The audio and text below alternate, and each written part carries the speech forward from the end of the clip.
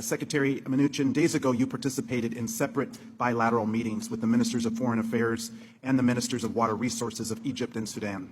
You have been part of the debate surrounding the agreement on the filling and operation of the Grand Ethiopian Renaissance Dam based on provisions proposed by the legal and technical teams of Egypt, Ethiopia, and Sudan, and with the technical input of the World Bank.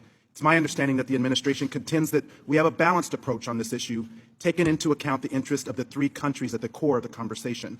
However, there has been some discrepancy in reporting on the administration's announcement.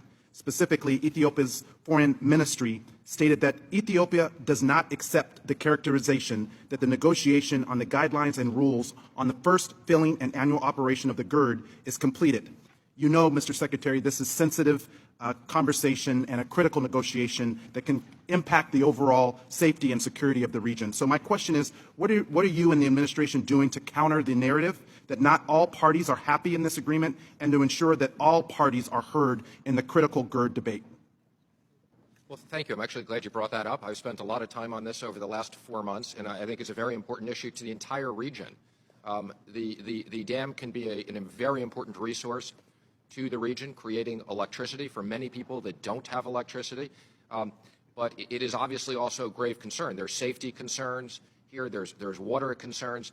My primary question is, what are you doing to ensure that all parties feel that they are heard and that the United States is not imposing more so than having a balanced role? Again, I'm sorry. I was just giving you a little bit of background.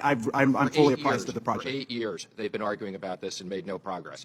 We made So what are we doing, I'm sorry, sir, to make sure that people feel that this is a balanced approach? We've had over 10 meetings of all three teams here. Again, we've been trying to bring the parties together. They've made enormous progress. We were incredibly disappointed that Ethiopia didn't show up for the last meeting.